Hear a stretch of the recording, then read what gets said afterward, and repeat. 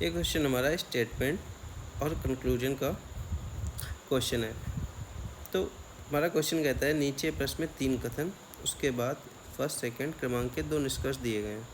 आपको कथनों में दी गई सभी बातों को सत्य मानना है, फिर दोनों निष्कर्षों पर एक साथ विचार करना है और निर्णय लेना है कि उसमें कौन से कथन दी गई जानकारी को उचित संदेह पर परे तार्किक रूप से अनुसरण करता है।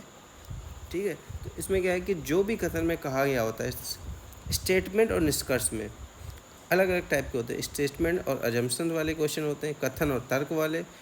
तो उस तरीके के क्वेश्चन में हमें अपना नॉलेज लगाना होता है, अपना विवेक लगाना होता है। इस तरीके के क्वेश्चन में हमको क्या करना होता है कि जो कथन में कहा गया है केवल उसी को सत्य मानना है। तो हमारा कथन का फर्स्ट पॉइंट कहता है कि रविन्द्रनाथ टैगोर ने अनेक कविताएं लिखी, जो कि ठीक बात है। सेकेंड पॉइंट कहता है कि प्रत्येक कवि के पास सौंदर्यात्मक ज्ञान होता है। हमारा थर्ड ऑप्शन कहता है कि सौंदर्य शास्त्र मूल्याश्रित अध्ययन का एक भाग है। तो इसको हम देखो इस तरीके से देख लेते हैं, वेन डायग्राम में देख लेते हैं कि ये हमारा है मूल्याश्रित अध्ययन। मूल्याश्रित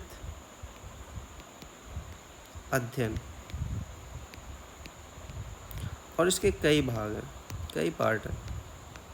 उनमें से एक जो पार्ट है वो हमारा है सौंदर्य शास्त्र।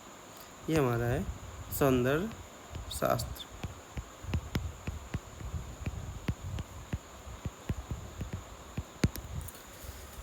तो अब हम कंक्लूजन पे आते हैं कि रविन्द्रनाथ टैगोर ने विभिन्न मूल्याश्रित अध्ययन किए हैं।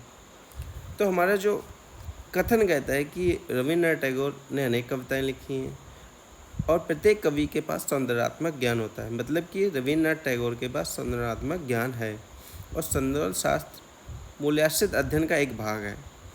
तो रविन्द्रनाथ टैगोर ने सौंदर्य शास्त्र का तो अध्ययन किया है, लेकिन उन्होंने सारे मूल्याश्रित अध्ययन का विभिन्न मूल्याश्रित अध्ययन का अध्ययन किया है, ये इस कथन से सुनिश्चित नहीं होता है। तो इस वजह से जो हमारा पहला निष्कर्ष है वो गलत हो जाएगा। अब हमारा सेकंड कंक्लूजन क्या कहता है कि उन्होंने तर्क और नैतिकता के आधार का पालन किया। अब इस तरीके के तर्क और नैतिकता के आधार का जो अभिलेख है वो ऊपर के स्टेटमेंट में नहीं मिलता है, इस तरीके का उल्लेख ऊपर नहीं किया गया है। तो हमारा सेकंड ऑप्शन भी गलत हो जाएगा। अब हम अपने ऑप्शंस में देखते हैं। तो पहला ऑप्शन कहता है ना तो फर्स्ट और ना ही सेकंड अनुसरण करता है, तो ये हमारा ऑप्शन सही हो जाएगा।